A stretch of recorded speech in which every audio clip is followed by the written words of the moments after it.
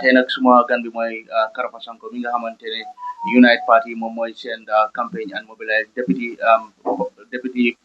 leader for campaign and mobilization moom moo nekk suma gan tey kon su ko defee di ko gërëm nga Karfa Sonko le soto jan nene naata nun janne bari courant o ñing man na febo to kula mi yanon ko programme o ñimbe dundi ñoto be ɗum hanatale koten ke mbafula barka bake deputy leader for campaign and mobilization UMC or Unite Party so mbanu barala bake bake al najan kontana bake so nyamin koten ke ñim programme to karpa drom lafta e mbadugol konto mo Yeah, barka bake mbalo mi konton sina mbalo fanam konton milbe lamoy kan watin kono mbafre ko alnal bade malem Karfa Sonko Unite Movement. abarga bake Karfa Sonko pe anu baral bake bake woto kule mi yalon kon lafta na ka chado mani janni bedun na politiko kono walem the recent killings mi yalon ka be shotoring your family yalon ka be keri one of your member mi yalon ko Yunus Bay afanang manio tuta kuoto kule mi yalon ko aleste mino bondi ka je ko kule mi yalon ko aliya condemned kule mi yalon ko afanang manyan sotola banko kan so ñi ñoo famille keta ngaji ko kunum fana mi yalon ko wala o electrician o fa ibo jalo atata num di kanki magistrate court wala la behavior mi yalon ka min keje akamunda ko mo jamal kam fale ana ama hani remosi tan di kai tan ko I mean ke a regretala or something wala la behavior mo jamal kam pandile so ñi kusi famille yalon ka be ke kanyum banko kan ite yaji ñati Yeah, mbalo barka bake ko nyinin karo fena yin tilmbal yambe ke kam banko kam faro wolma ku balati banko kam yanka be ke kam ni wati commando fananga is it IGP them bang yes ngamoy akala statistic for crime rate ñim talata bake so wo statement the matter is very provocative because a small country like the Gambia be wuluta damento including himself commando ngam ko yeni faro moy daw dan to banko kam akache tema kuleti na ka sort of once in a while isa moy ko kari nin kari kileta akake accidental na fonte bi jamani wabe kake ka fay kar so morola kileta le do fata do bula bu sandi aboita fata ate IGP ate wuluta wala kono jam akuluta wala kono jam faro bi siarin kilim fula sabanani ite kana lo an authority a police authority ikana lo ka for the crime rate atalata ni banko kam so ntenga mira wo hanani so ela ta for it man law fumola but ate ko according to statistics yeah na hanata atiage anyway like the policing investigation whatever I don't think it's right time for him to come in public to say oh atalata because ndolga faro leje you understand ning crime dole ka soto ku ko ton ka soto sango kono but be watu min ko be karo min kono ni watu min kono ngaje ko farota fo mo dul fo mo woro ni banku nem ka so nata ka fa talata de ngambira wo kila hadani rodi police because everybody is crying for it mo be la life le jibe kam who's going to be the next and be ka ke a young soul let dindum kam funding kel ya je ngaje fanan atako dole soto sometime last year you understand kata one of these from go to how to call it Western Union or whatever money from calling bladem ngaje sumutende wata young bare kule mi yanon ko iko fana police wolte tarnola dulabe very well we know that police wolte tarnola dulabe it is very important for police to have this community policing their relationship with the civilian also is very key. Ibajela nim civilian or trust the police also. It's easy for them to work together.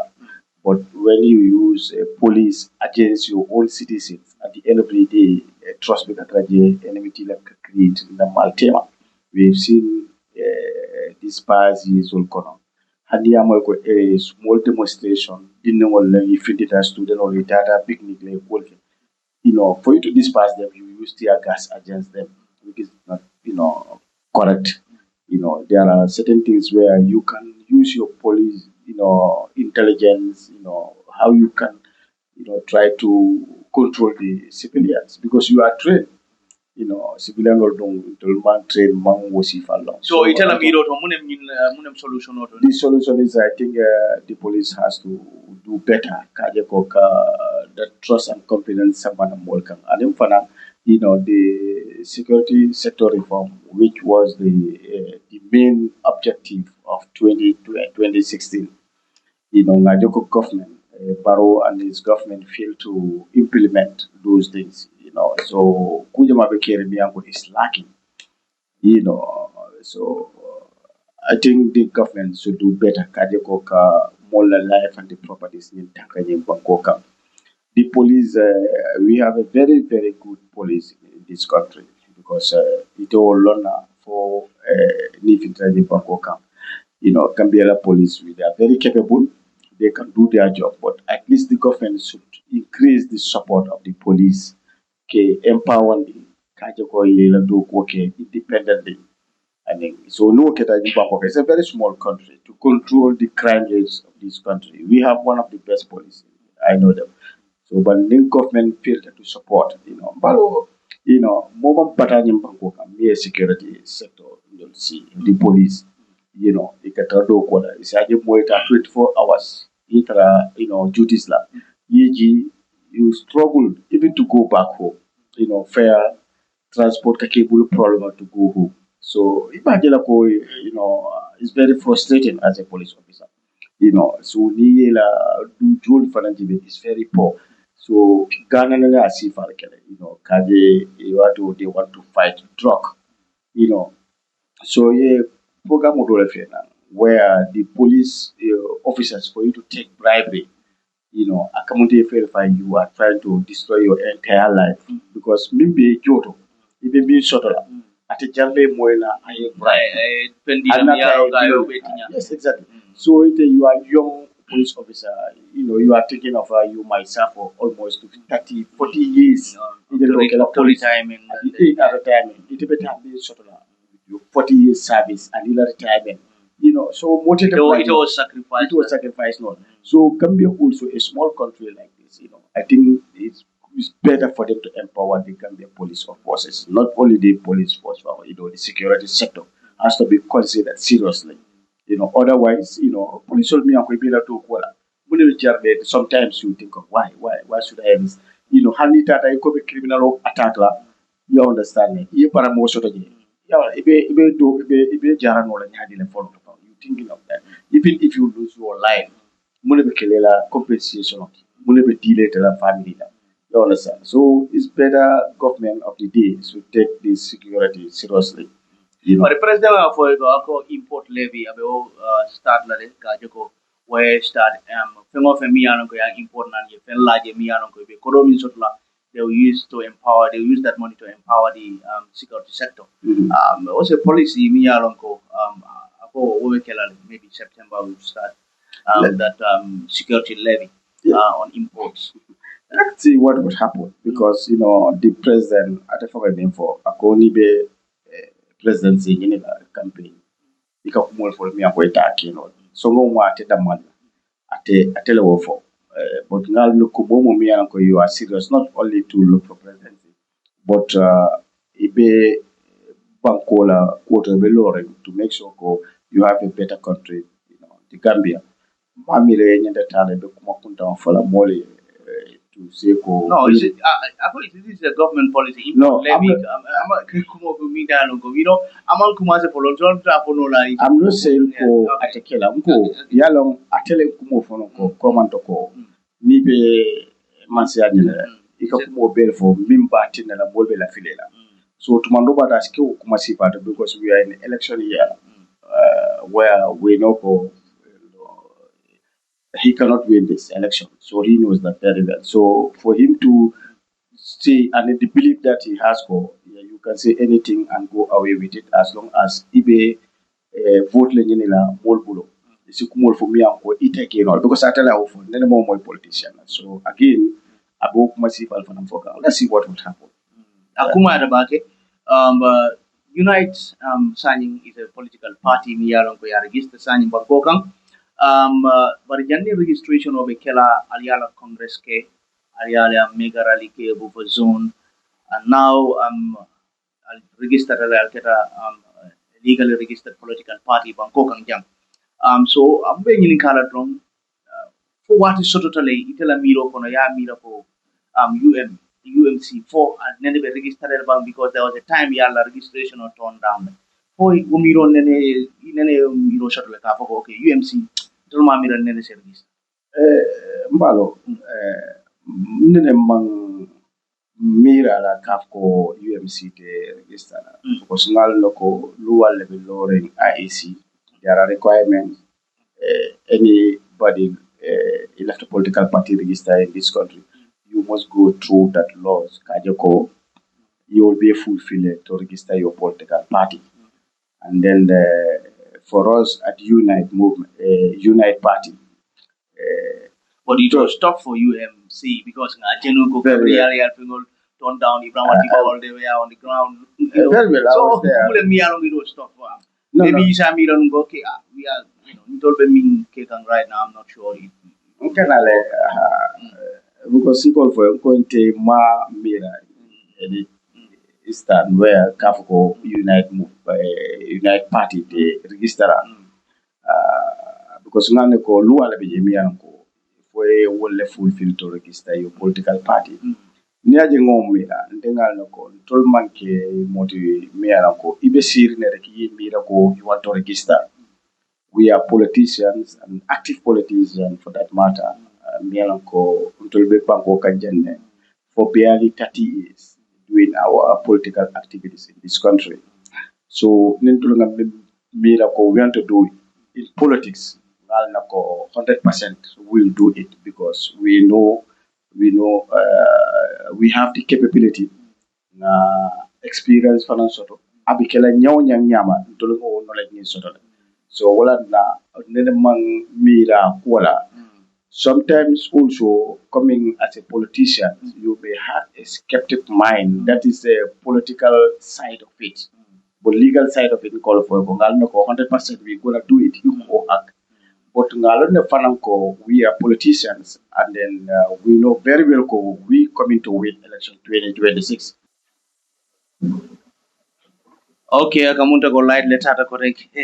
And Solani be all use can right now. Okay, you can go ahead. Yeah, so mbalo tol ngala ne ko nga bili fanan soto ko as long as politics wolem andon ne kunkumbende kana nyola ngala ne ko wulu the type of people in the government will man for the interest of this country will be ngol pe nyola ngalo no ko they can do anything to make sure ko our registration is blocked because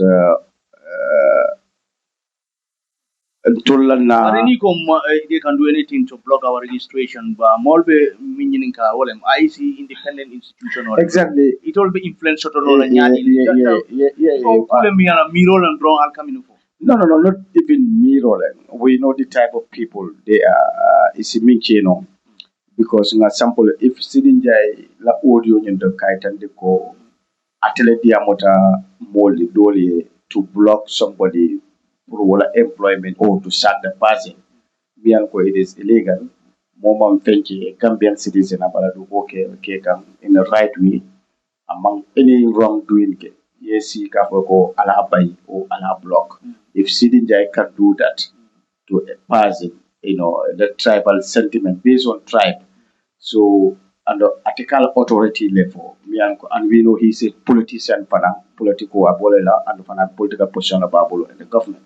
So, no, okay, ma mira fanang ko ngaji ko fanang ko he can do the same thing to IEC if he have chance. Ma foko wole be kela but woman na political belief leti kaje ko as wo fana kin ol jed because amad ba fana ki Mo Jamal go wote keno. yes jam yalla momo ni la miro la ngol foye but ngalo ne ko wol na ta prevail ko woman na miro te na because you must have ni be kelo na you must have plan A and plan B.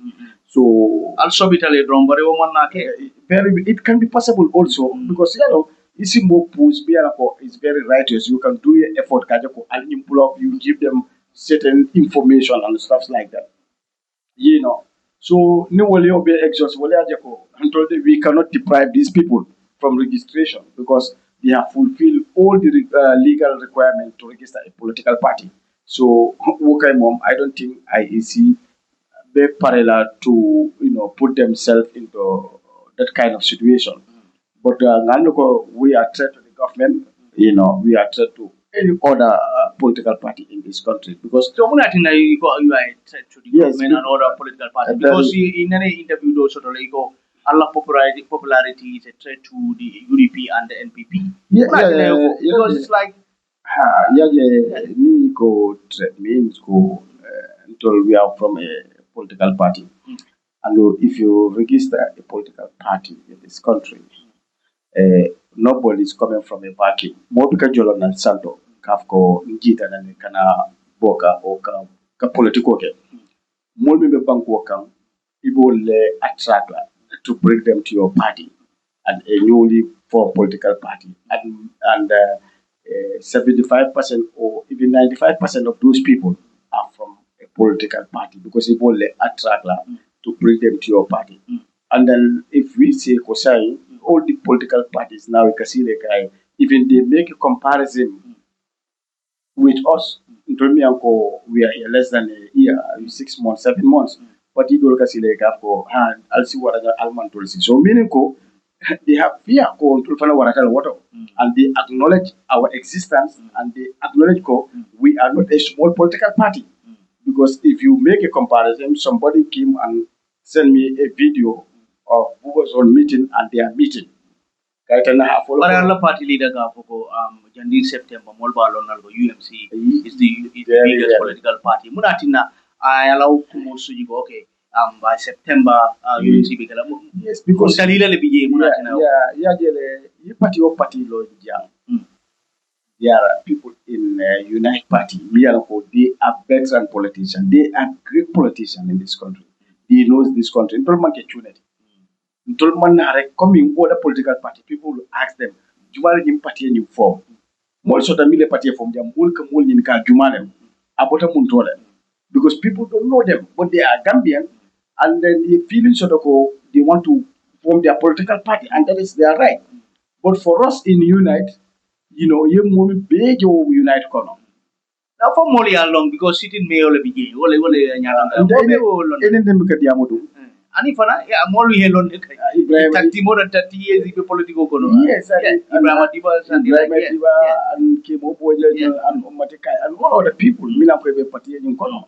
So ibana ko Molly will learn ko will a great politician. So all the party in Tanga for. So Baratoba la career bill UDP le kono. So ale fero so nyawo nya te ol sila mi yalan ko le al karandi men holiday na hanata be party ko nante be kara molti wodland who is there min bafla ko wente senior party ko because the party formed in 1996 which I was a village mobilizer in 1996 in my village nketa constituency campaign manager nketa regional coordinator regional chairman of North Bank region so nte abe founding member of that party you understand and I nga grassroots political ko so nte mu karamolati nimbe party nata mbo party ko hansai milbe JP most of them all mun tele junior solati mumu kadi amu JP ika fa kare wo party ko wol mun tele junior lati ni nata political jibeje only few people because Amame is a struggle and we have veterans military party in law until we were the youngsters in the 1996 so people not in Kebada. So Kebal million form 75-80% will be a fatal side. Most of them they retire from politics. So we the young one, Kaprabe formula we are around 18-19 years until the Fananta to open the same Panankara Moyata. So until more experienced politician Gambian political. So Ning government former Sita, they are prominent, they are minister to say, the biggest threat of our party, that is MPP, is United. It's not a joke. That's a political knowledge, and that is the hard fact.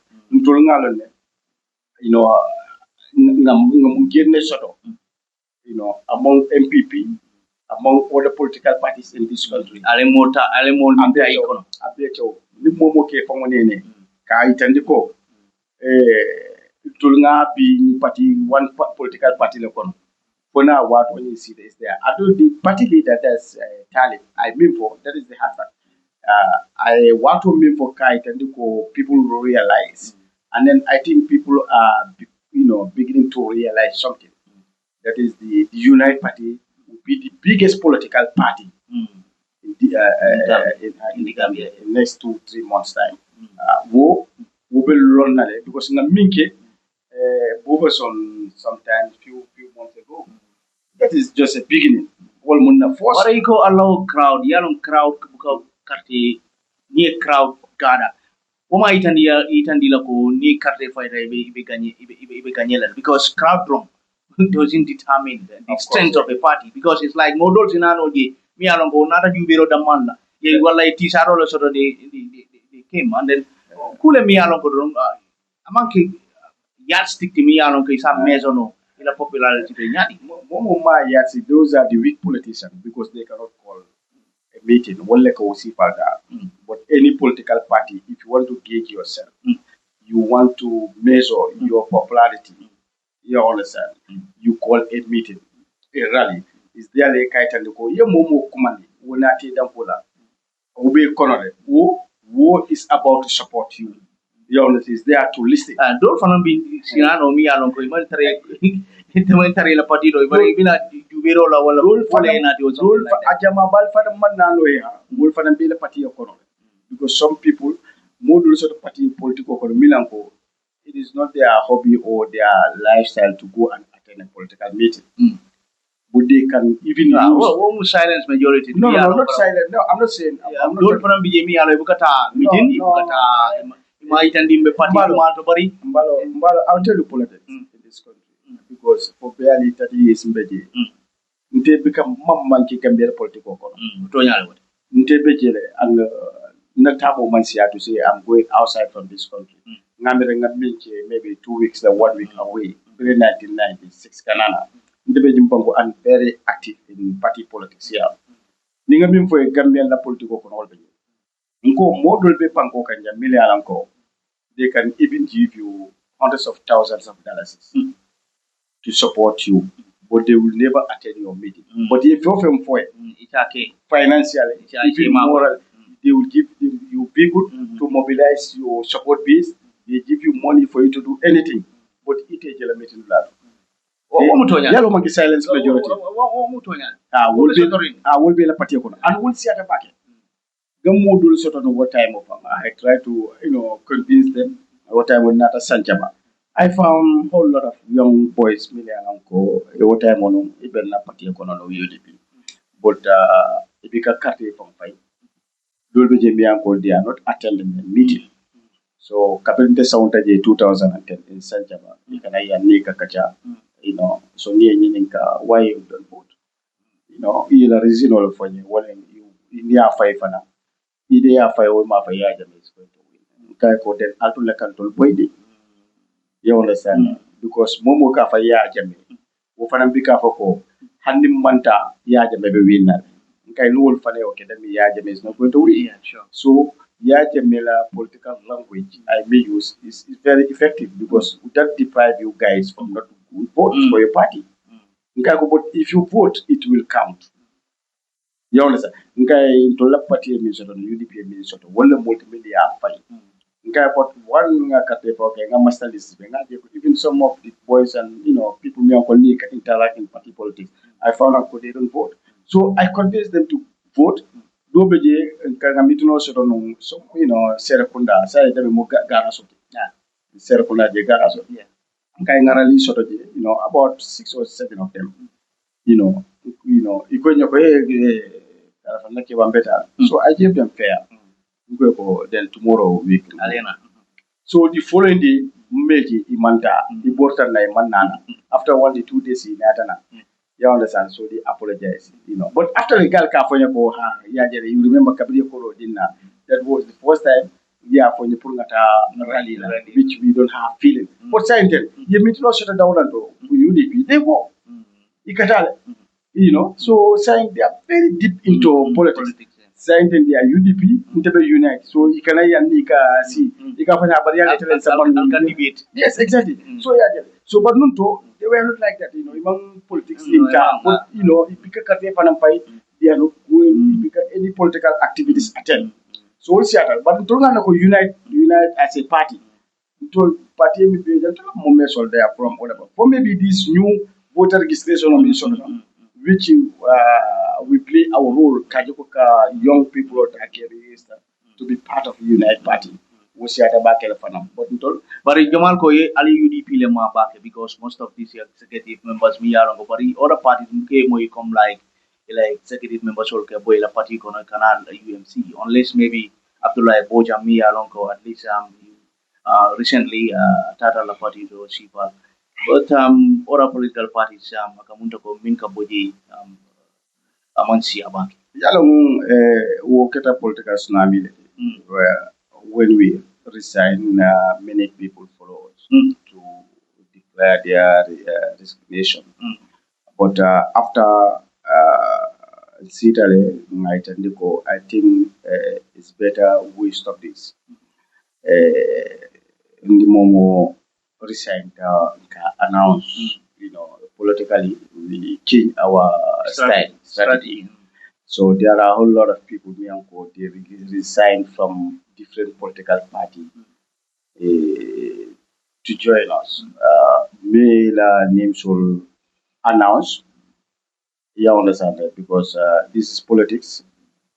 Because more and more Para nale nye ba mudal ka announce le munatina Abdullah Bojanging ala taji ali yake big defection fengo reception or mi alo ka ali yake very well. So nale nye ba mudal ka benkele maybe nye ndingola we will go mbalo nimil resign ninga long ya fanya ko say we join your party. We only advise for yes, we acknowledge your this thing.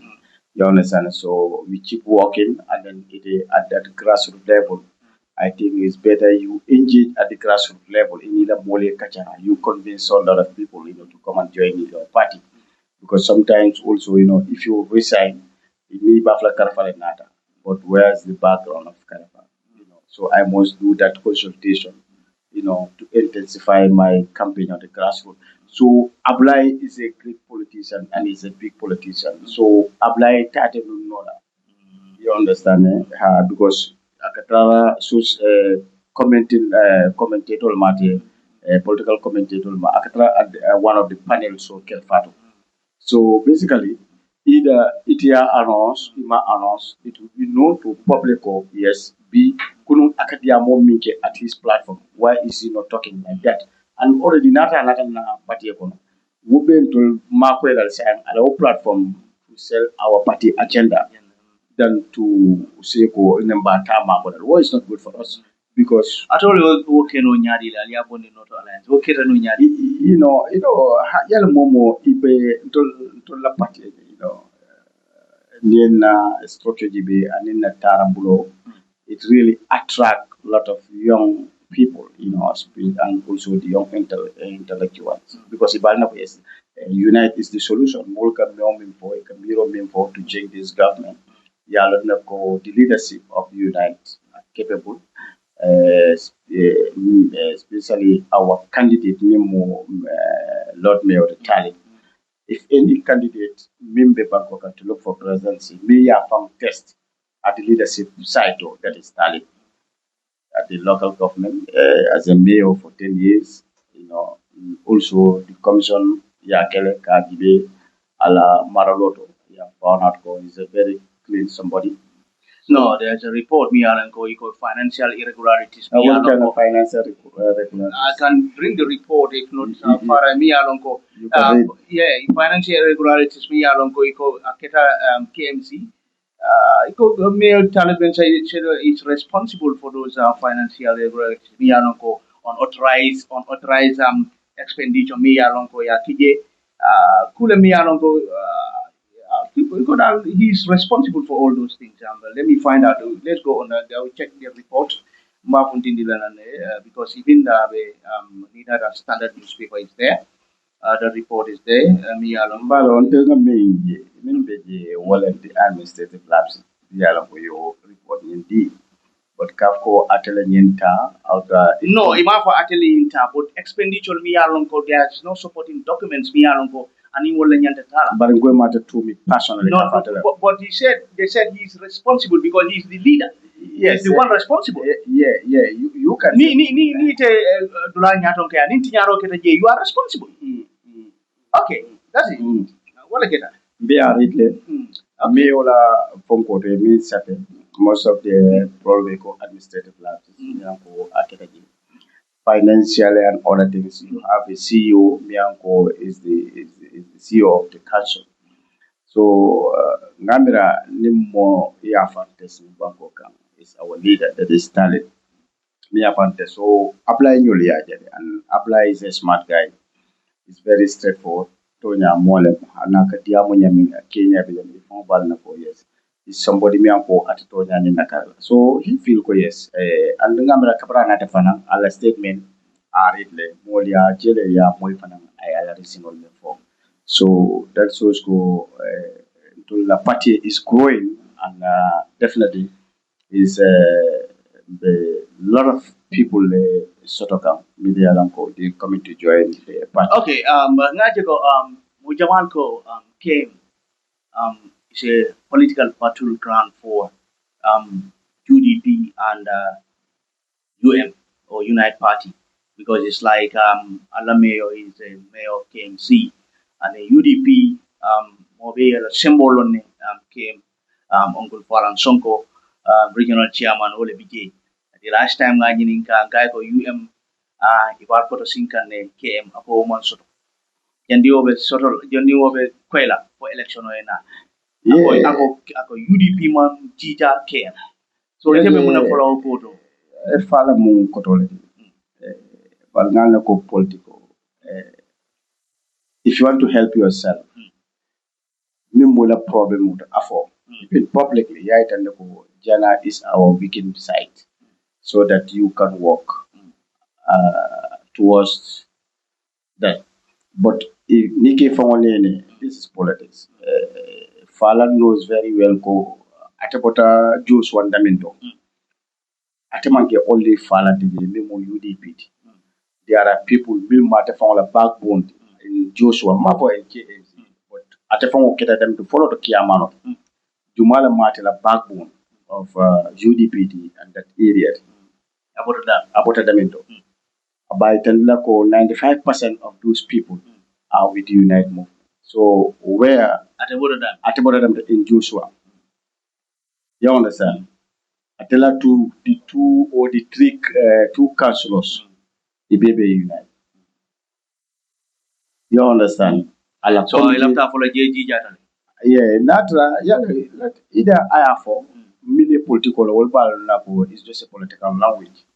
At the KMC Damento. Until we are quite different with other political parties. You know, Milia Lampo, Itaranoja. This is a party Mianko another to form to contest and to win the election.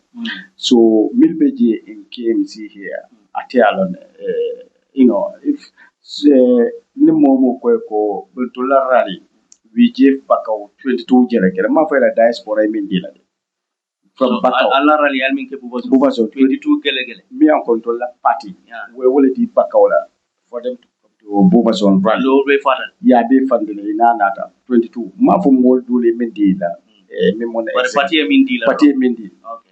You go to Serakunda, Bakote, Manjai, 46 Gelegele. 46 Gelegele. Will be fat. Abe fat. And they were demanding. Because until the transport committee, we have about 30 youth Milanko they are monitoring Kajako. Funga moto mindi balola, Faba Fundel, Fata Fundel. And to Mandobato, how we know Balo, Namindi and Toljututan. But still we kept about 30 jere. If Balo need another 5, we can give it to Balo. No more sort of on the ground. When monitor. Hana, Kabilu Bakote Gali on call to demand for extra 5 kilegene. I told them, well, Nambim Fale Wallen around 12 o'clock. Nal Mang Kumandi, Lindulium Kumandi, we're going to give them. So another students wing one of the school will find a mole, me and Kola Mata or student on that. You understand? I didn't disable or la motor fana. So kwe kungo motor di wallet. But na mole tala jele ya itenda ko yes is two these people are demanding people. So itela o mole me board lanto. If you go to Serekunda, who are the membership of the Unite movement? They are the very people where they were working with the Fala, Mil Matela mobilizer, Mil Pala coordinator. Those are the very people coordinating our political activities in that area. So after Afula, you are slowly dislodging UDP. More for you are fooling yourself. Yes, because we are political party. We keep to win. But made a political political Kenyami. More yellow more for na for more like for. No more for the Fala long, the Fanangalon type of politics he's doing. I mean, as a member of because not a bit and like Balamadi, a bit grassroots political in Kono. But Momo left it from politically. Maybe affect afford. Yeah, I tell you, yes, this is the Ahmad Bala me for. Wait to the Ahmad Bala breathing place in Salom, is Jimbala area where I can win. When another 1996 parliamentary election, that area you have about 6 or 7 Jimbala, up to Senegalese border, where Ahmad Bala is supposed to be Sodono. When Ahmad Bala realized that area is already cracked, ala Salom, score yes, because why auto long, because about all ala political boleto, ala candidate will boleto. So Ahmad Bayal Noko yes, Tonya Ning Party Mutre in Bangkok is unite. So ni more for it, keep on there. And sometimes we know the politicians in this country. They pretending a gentile, jamu faculty, those kind of cheap politics. But man now Momo left all 2026 that is there. If about Alton Alonako is unite is here to stay until man na chahan. So nga move on altaro nun salikenye bariko kapra futaje kamunda ko yal snoble kamunda ko kamunda bendin biro ni mandia jemu dulati mi yalon ko UDP because in the UDP party leader panan tata nun je dulati ngoto isa fono mole mun kita salikenye kapri altaro je oh mun kita Mbalo, Sarake that Jagan Kutubolaje. So, Jagan Kutubodi, we have a special invitation from the Mosque Committee and the PDC of Salakene for us to attend the party leader IPAG, which the invitation you honor, we went there, but until not in Transgambia. So natal lead to Monday because almost in the Futakam, Natala Pangal Salo Wulindi. So Napaso Feni Bantaji, Nana Saloke. From there, Ibrahim Diba, Konoto Jamon Kono, Nalu, Anata and Kon Nalu communicate the access to come in, the Imam Bejele, Promataji.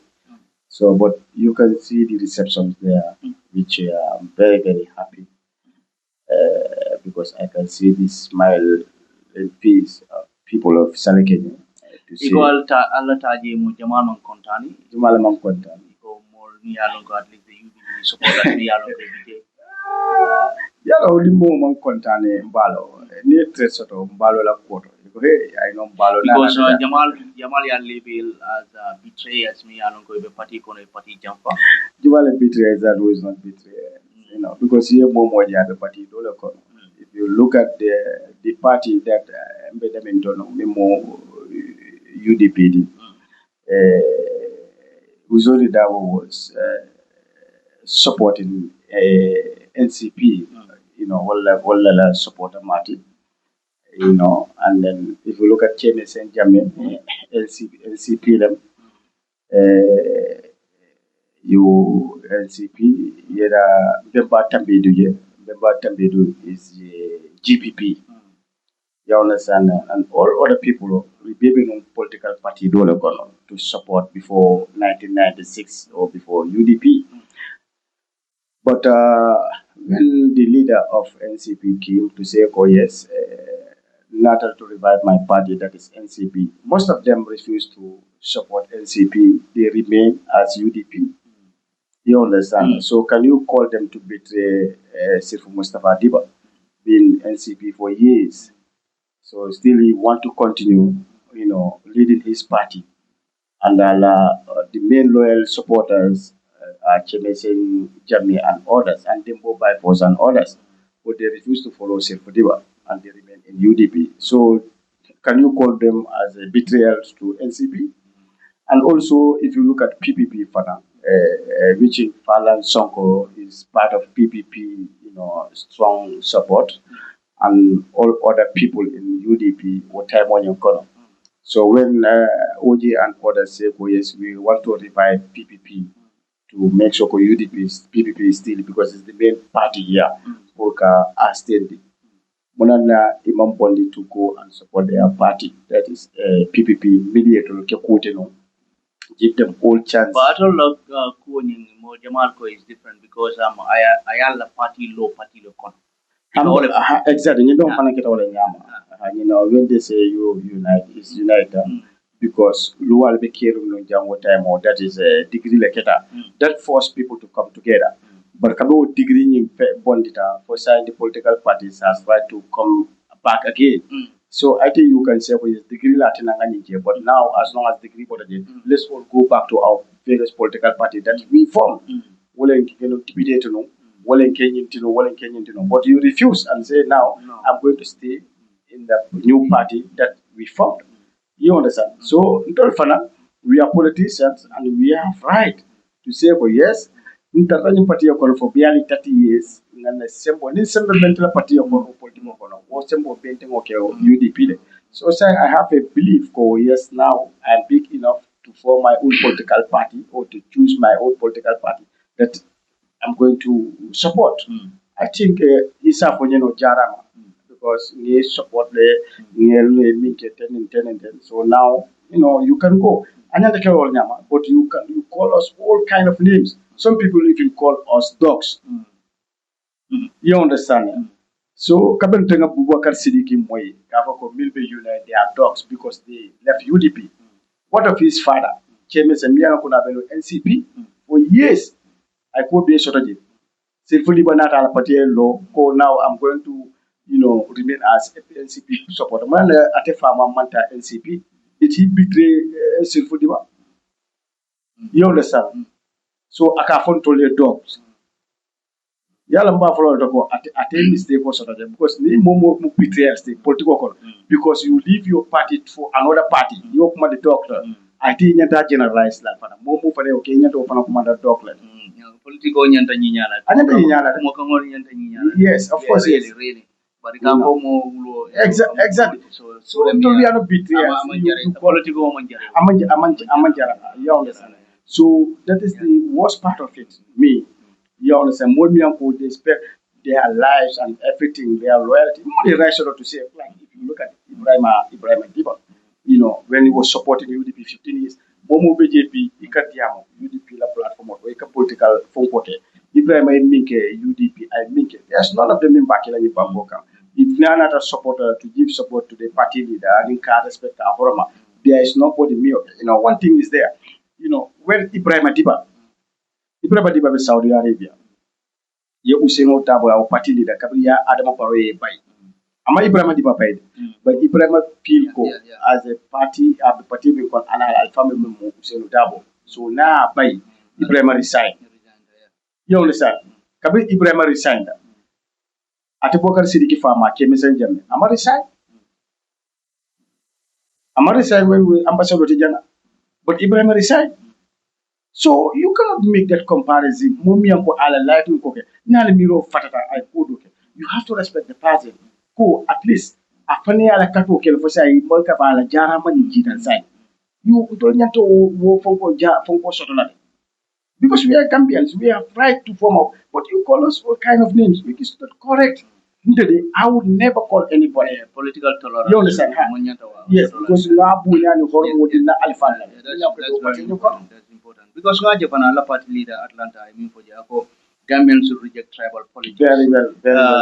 For tribalism be Gambian political kono tribalism. Yes, yalo ma So jamal ko molka exaggerate le don kule mi ano.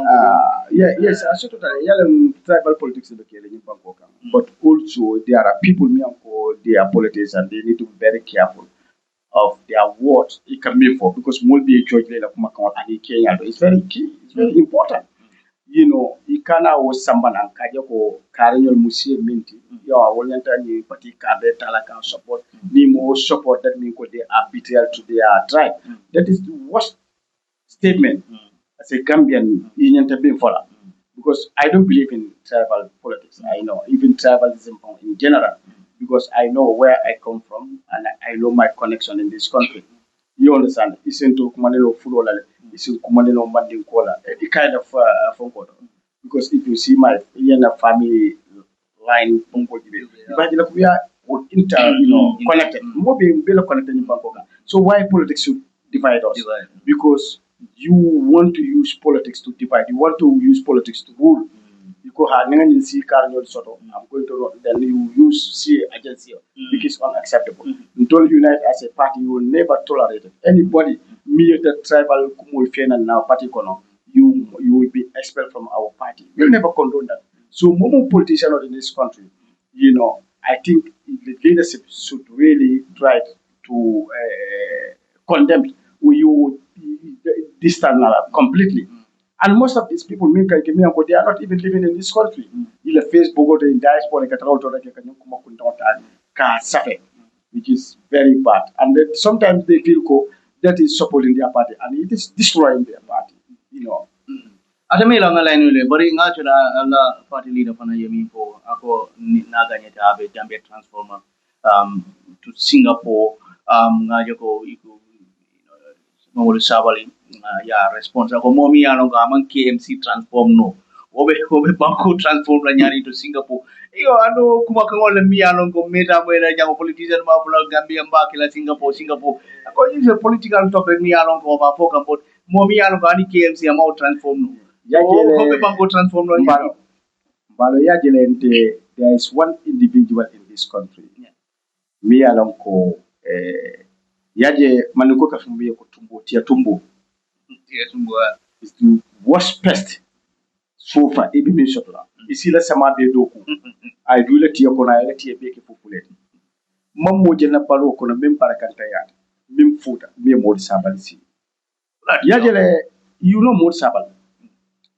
on jari fendela nyim banko kam because killing mod sabal beno APRC secretary general civil service secretary general APRC abijere ala palaso soto nyame mobi yalo nak ay very very sneaky palaso jarta to sacrifice ki to sacrifice ki du ya ja mabulu wota mo nyko ati ko be kera no ya jele kabra be kabra kana UDP mod sabal budum ko la samana ka bundu Bakar Njai and his team Suleiman Damba atata dende wala because ya dente kabin bota UDP in data.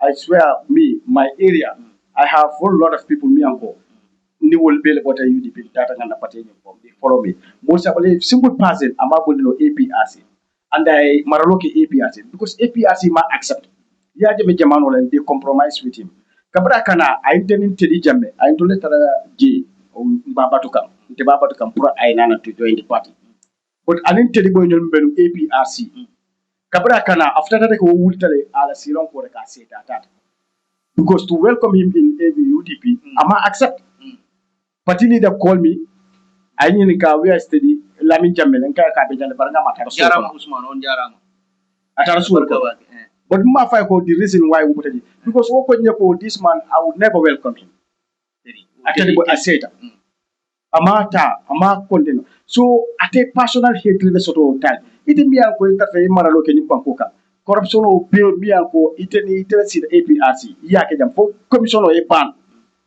ite til bala min ke nyimpan ko ka mo be wolon but il a personal hatred he think ate be talbe he's ate setal ate ala kuma kan ay min be fo adama paroy mote je mi adama paro kon mote je mi kuma jofu adama paroy mo saba ay to mi fo taraje because ndonga ko ne adama we have a different political beliefs wala na talo ngan talo be UDP we try to challenge him Cafe, but at a personal hatred sort of Adam I kumo be fire kumo bel for Adam Barrow.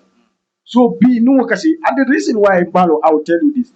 You know, Motsabal Filko Talib is a potential candidate for UDP 2026. But it's going to in Mamadou Sabara, Temu Mandia, because I had a palazzo letter. Maybe that's why you're saying all this. You know, Motsabal Mandela Palasota, and I know very well he will never stay in UDP because another mission mina. Me, I know.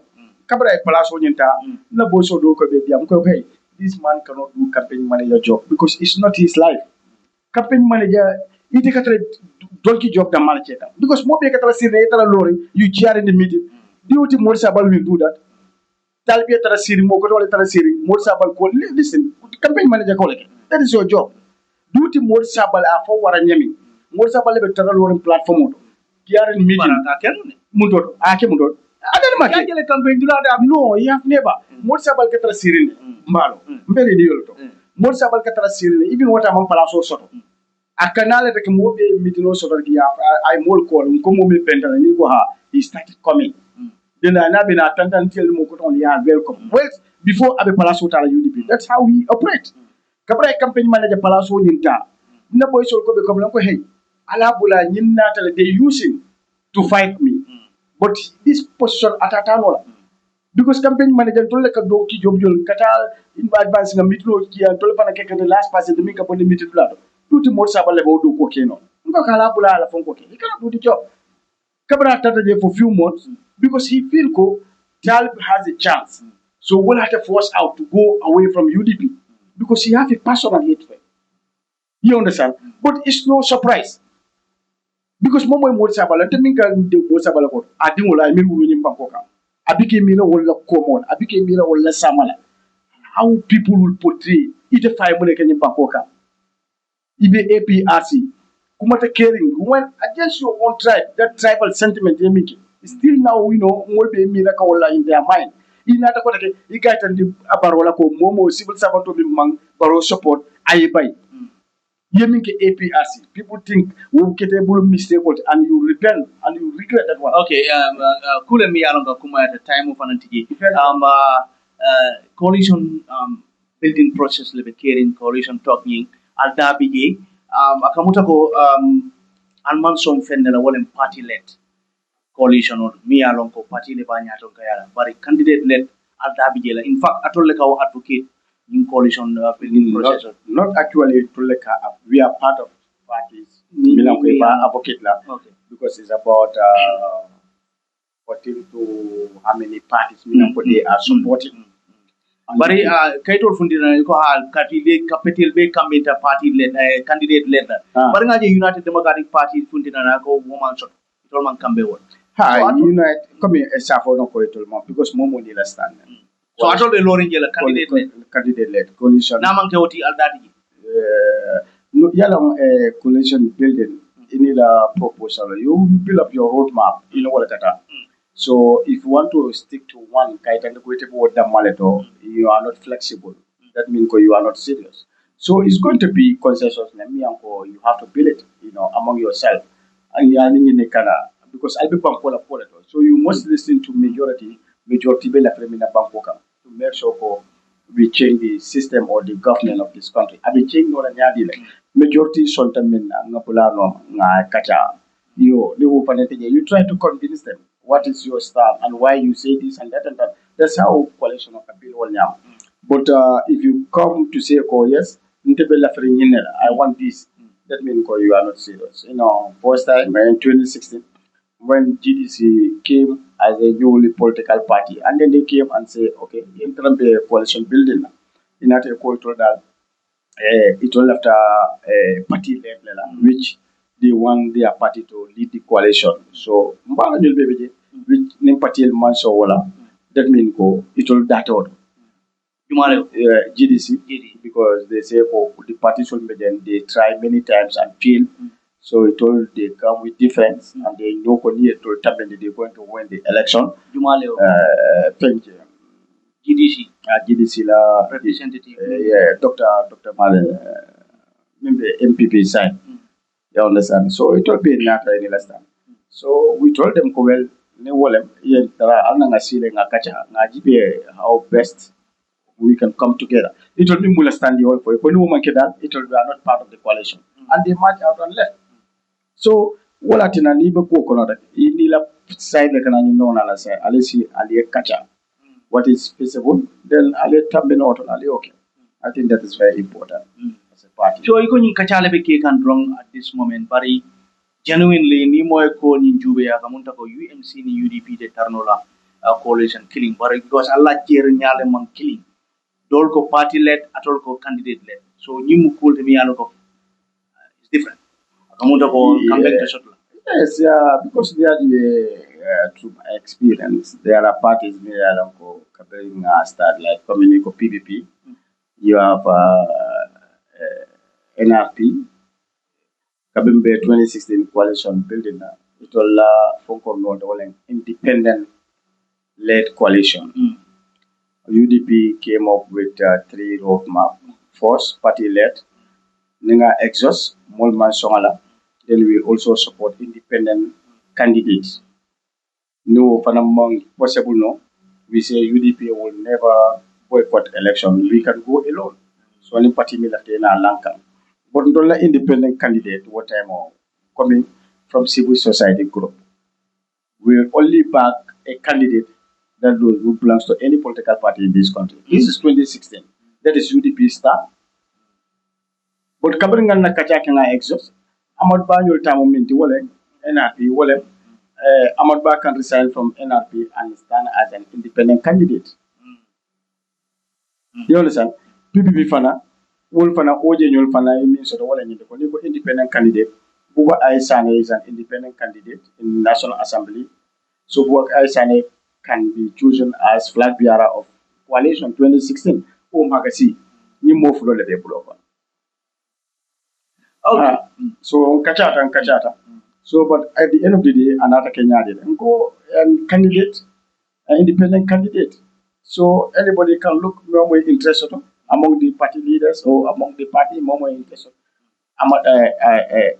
Adam Boronata to be our candidate for UDP. So iko July 11th akamunta ko flag bearer nyimbe tombona. Anyway, well the timeline but man of possible. Do you think will be possible? Anything can possible. This is politics, because junior day of Fananama, Jacob Jere, the consensus building letter. So Jacob Jere, where the parties can come together and bring one, candidate. Let's give the chance and see. Okay, let's take the callers because it's like a line or a metaje. Time or don't the callers all the time or don't but few calls. Hello. Albokan namba inna mbal alamani yalla. Mbala. Alkan na time o do wakala alkan na time o sunyani. Nga 2 hours yalla le bar wol kan si. Alhamdulillah bal control na ba ke mbeni la taw control na. Mbela mo lan be control ka gambe jakana to gambe pantala. Ko ta kayra la ma tinya na kayra ko. Je problem ta ko ba alkalla ma do alama ya ke ngela. The funding ke akona alama kundula ko kayra la albadi mal kanite ambassador ko ba kamara jaba. Ka emin yen one of control tiso habato sauda anin we ki gandi amelia no ko wolle na foreign affairs program of sponsor. Wo boring kola mitambalo Allah kacha follow dula.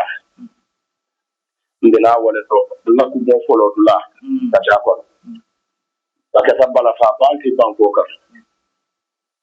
Akata bala fa balti banko kan. Bari sain Gambia buka kibari na moy naman ke mo fa kibaro di ta mo ka wala na moy. Wala na ta ke banko e bala fa balti. Muna momo de saba de tanda be dia muna talib ben sura na kuola. Muna fa mo fa min be keri ama je ban ata ko ade mune fo ala boti e woto. And itollem Adam Barona Yamatlat. Fake advisor to the president. Walan Momodo Talib Suda, Namantra particularly ma support. Pare nga tentu nga jay mine kamma wala mu nyinti ko ala bunyani horomo nyimba bulu. bari mi e baro tora wo ben suda tora bari dabo de kadiamu baro ya jabi bare Mamadou Sabali nen man diamu ben suda ya jabi en ti jam ñol le ka bata Mamadou Sabali la koto ka bula Mamadou Sabali no maka jabi doron bare ben suda nene ma moy tali Mamadou Sabali ben suda ma ko ben suda e pinchi kalo platform to ka Mamadou Sabali criticize wala ka jalay wala ka respond aka kumol min be fara aka kumol min be fama Mamadou Sabali ngabla jani ko min tollo tan jan anda abe mol ko no miliano ko yeban ne puruka public official mutaja ngabla woto molo la bondina UDP ka tawni kata ka puli NPP bari kadra no ka bi député ya ministre ya bulo on a boso mbala consequence dabra ko ta kabri a block je anata je ko amatulo so no yeto me bara mala fi kati wonya ba without no holding any public position in the Gambia ta ako ibatu mata ka fu NPP la ninka futa ninna ka ta baro madro abe palaso dilana ayina aka ku mo mi fo baro e faka ko baro na la mo ko e mu karen ka folle so bi itol min ka baro na la ma sakunda jalay bi itolle ka bori kata ka fu baro ma ka kumo fo baro e mi ya lon ko kunu ibo ka kunu ibo ka fae wala kunu ka kumo mi fo baro e bi matra fo wo fo kai so ntoli den tolle mutakan jomoti Mamadou Sabali wala min te ko talib ben suda abuni arabia wonta waka bakene moli ye multe ma nyim ño fa min be keri inene man lo platform auto pour ka ni ku ya itani mo la mi be ni mo fa mi be keri amuga ko Gambia mantra Gambia sai nene ma mo be amol ka pada min de sai bar alala lu mo le pada tura kari ye mo nangam ye mo kari de so murona recently ngami mo ye mi fa sai sante den amakni wala mo dinni mo bi sajitan ani nani I want to sort of building on the other for 14 years. Daru Busumbala, yeah. Daru Busumbala, 14 years. Recently, in our Lakibaro. Kurumkunu, the only Lakibaro, and Sai, Gambia Kibaro, Nadake, Mofa Kibaro, the design. Mobuka, you are Kibaro, design. Mofa Kibaro, Nameta, Mote, Gambia Kibaro, Namoya Patake. Because I'm not simply me. Very well. I'm not simply me. Kibaro Bukana, Libe Mona Fala, Mofa Kibaro. Ye Mona Banko Tanka Yeta. Ye mota ni politique bambaro la ni politique puri wala mata ko ndabe wala waje wala animal ka ali capte fay moli al capte fay ni ci dabbe ni ne kala la dabo ten ta ten abarga amsalo time otije ni ba ko kene ndema ana marona la mol bilem ne be sambalo nde ka delo le bilem abarga Panji tan manke tilis tanti. Abarga. Gambia no albo tino la le nyaayele. Abarga amasalo tan. Panji mo Gambia be albala le ko. Mol be albala ya mol falin ala barka baake. 2500947 kana mena line order because time on yinga dana gala time o be odo mole anyway. Assalamu alaikum wa rahmatullahi wa barakatuh. Hello samara. Naam korran. Okay, konton kene la de konton la to me de konton. Okay. Ka ala tendu ka jay ko men la ada wudi da ay ton ka bala te do ma ko do. O ma ko do le ta de di akilo ti. Akilo di ada wudi la tuka mira pala ta kilo na plus la kuna. Ate wa ni ko la ta ta pe pe ni la ban. Abul ko do ba kaw. Na fa da grow akilo ka ten. Mulet la ko ma manko mulet la nyaado men manko tulatuma o bila jida ibulisa lana tula ana tan harodi ka fe ko ndeben da ala salona sai ala ko mo katani ala ko le je ala jina wa an salatu sahu ko wailu lil musallin akoy ko wailu lil ala la jankat sallallahu alaihi wasallam ikayle ayo ko tinen diko akata ya be sala dembe nyado alo muna yo ko to ko ni wa ala ko me ba ba ko ko la kura ni umbe mabino do akana moro jele bun ko sama ko dimo bun mo tani woro wala dimo akana la timo ko ni ko de no lo kan sai de mo tile ni ba ke politiko nyale ni kama kalo ka do ko le kata ya ko pero de mo ka mo le ko ni le politiko ko le ko ko ni da da politika dem ya da yoke o man na hada ma ko Oto ni tul bala juri kabo ta jawa je tendi ka ko ya da aka ba ku ya da baki banya ko de mo mai lendi ro ke da kule la tala bi ko da do ba kuli be da no to kai ro so je kai ro ke nyoy ni kabo je mu to ni ko fu da da ina bi ko la da to ale ala si o bang mo mo da e fanyi ko ka tiya ka ro ka mo ka ya mo me na ga ka fu ni ko da ya wato thank you so much ina ta yi mo ko fara abarka asiya kende sitin ti ke poti ko mel ta poti ko ko ti mo ta ni ba poti ko nya abarka ba kuma kan jawo ni ku jawo ni men te ka ko adi jam ba jawo te ki ko te wala te mu ki ko da manni abarka mo nya da lori ni abarka ba bari ba abarka ba ke 25009447 now second to last call anyway hello assalamu alaikum wa alaikum assalam yo mbalo ne konton ila dum ton konton tay motije yo ala lo to la diamol abediyata bare de bugil don kafara kamara ay mol saballa mo kam jabi man la di jabi fa bon so yinde ka jutala drum inde ko ke wala ko mayata yo mba dani la fana la ke ba fana mi foje ko mi ati UDP la lo nya adi la pati lo nya imantili yo ni NCP lo je fanni e banda for 10 years so mota patio lola ale dro patio ko ale ta for 10 years ina bu ko ko do pati ta pati do ko ka kenu dia ma je hatil mistake ko do la mandi ila kamol so le ko be ikla pour ni ko ko pe ala senda be NCP le ina yu ko no usenda bo mi le ko pati so do sen from kente kire ko pati je pati be panne ina molle patio lo fay parada ina usenda bo siga ya dingo patio ñu kom ya londi ani patio bidaka bare for good 10 years haklo fonto tan mola ike ba findila wo pati woda atul haklo o dalgo nyokane ali nga nyoto nyoy woko o misal wolde ko mi itule minke e do patio ko le bare e data bebi e ngani yo ko patio ko mi go itule ko mi go nying ate election win nola adna findita na faso patio lo o that is the right de no ko nying ma jalay sama ko mi la right le bi ale fiti patio le de dalo bare ita ko pe yala ani NCP ko la usenda mo le ko la o bu ko fanda ko pe yala wato bandele mo le fakadu assalamu alaikum warahmatullahi wabarakatuh iba jamina give you time inshallah 25009447 ngani kolata hello ila radio tala wani sa radio bitu assalamu alaikum balo naam na mashire wi akodo mada hono o wiete karafa sonko karfa gorum karfa firti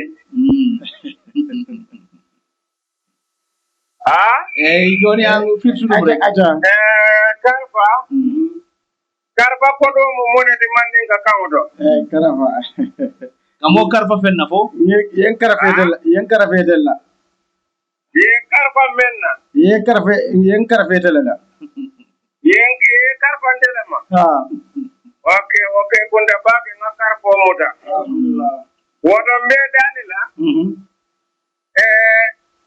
muru ke ko do kam e ga manke musola jada yaati wo tarta jele wo nyanta jele wodo bindel be dame mbe tendula mbe jayla ila kata ko me yaake birin kunun ko ko kana bula kunun na kana bula bina ni tendu wala ni jay yo bari mbe tembo mendo de ni ayatara isi son wodo muru ila korda ko do kono janni bine bulu kumba bulu kono ndi ukina ya ko ningalo wo kankara le akinyata adun nafatala bi akuda nyawo nyande ni aje iko karfa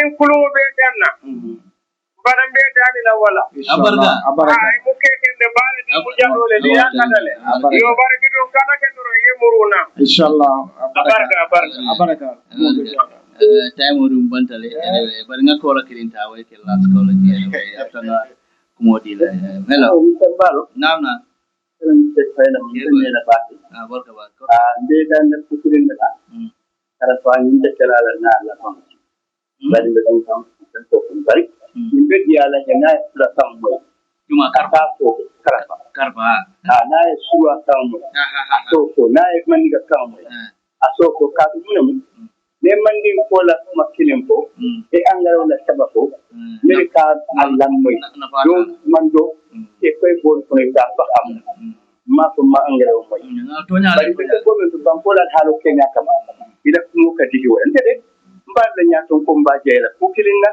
wala mu nyindi ko nabe patiki bara ban hakki la mento wala mu alfayudi bi jijan wala ndal jijan wala bari nanna focus ki president kam me ya lon ko loptano be alhalo men to man be de bake den ko tambe da banko kam so nim misali fe atele kal be UDP le tinyala wala tel ko mbatel le tinyala be tarla nyola le woto buriya men be banko ka ni tapare ya ni nakaro o be ple nyim banko ka mo bi sabali fana e be teke tan men foy atoko bambalo neda bakari wala mu tonya mo sabali brabe UDP ndena minala audio la moy ngaba ana kanyi men fo talbe amandi ante ndeko moli ne ko mo kana konta mo sabal le keda moti me yanon ko akeda bala fa moti kata ni yaya talata nyami amal anyande men mira la baro ni men gonda kan ka fay ko ye pour ya ke banko kan bar hanta ndila tembo kan ibe do ko kere nyim banko kan janni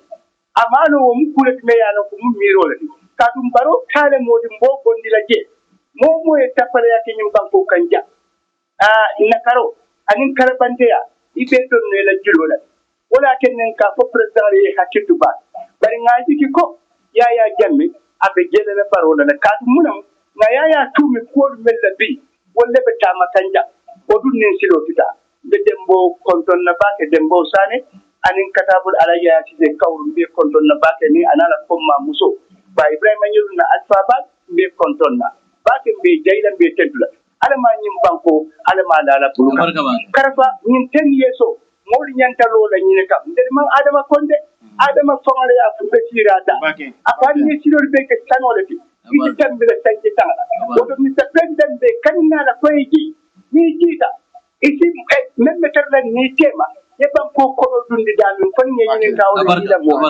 adum be nyim fole kanina mo fata mo mo jenkeda comme nawet men keda je di benyante arrêté be tembo men ka dum ko wala mo nyiti ata ba ko mo la kolo mammo ko bar mbal konton na baaki ce koy baraka ce koy fati baraka mo jande may ko dile la drum na sponsor si so abadu soda la jata jande la karola ibe chochistan opposite petrol station or je ibe banjul kamtel bala base na bala senegal metro shopping center ani busumbala mmj mobile shop ika wholesale ni retail ne wa binana da mobile la fanala ibe parties ibe shop number 21 Serakuna market Brikama box bafana ibe je ani assistant 2 we fana be number ba ke la dogo kendo woto ngamira bo time baraka nyin ko la nyin tatano la bot balo abe la no wayne bat nga ta ya suti endi drum time sulal yeah maybe hello assalamu alaikum nake ba itar ya do mandi time oti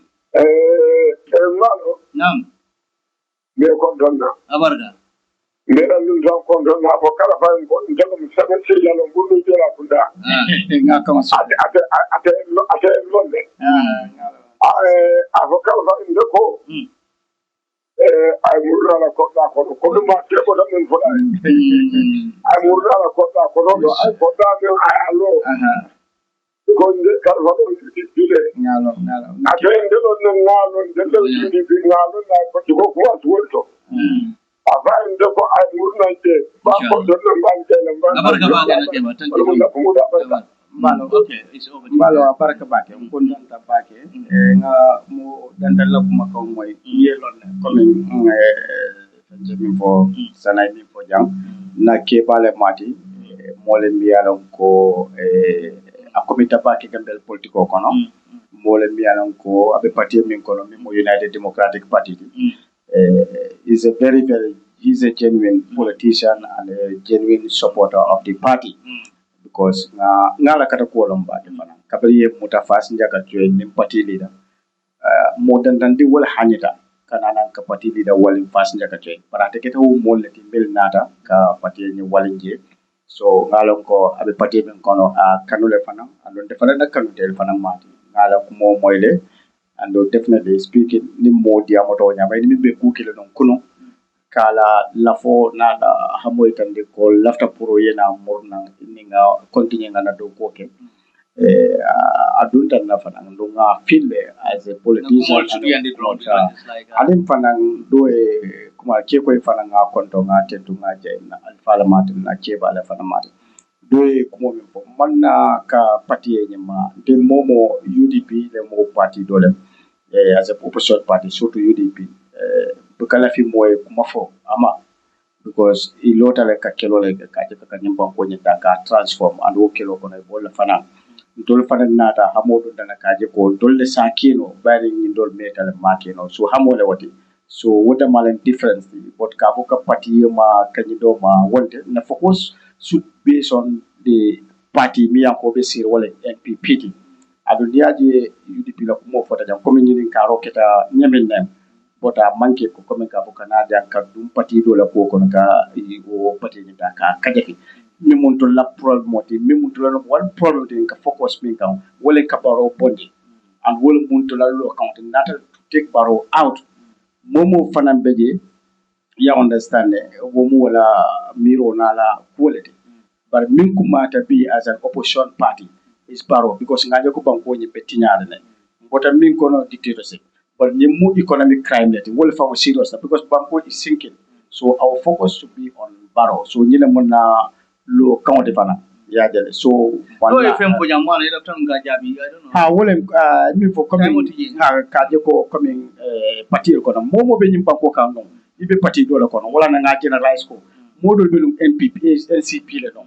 Including the party leader himself. Abe party do la ko no akate file. Ada party do la ko no. So wala atina ko munyi nata because niko momo bota party doto especially bota UDP ta party doto ibu PTL lete wala ka fo nkai tan wolto ko woto momo be ni banko kanu andu ilo CC atan tolde ibe party dolo kono no before because UDP is formed at 1996 woto momo be UDP kono no including my family members in the parliament they were all PPP but kabi UDP nata ibe stop UDP PPP and support UDP.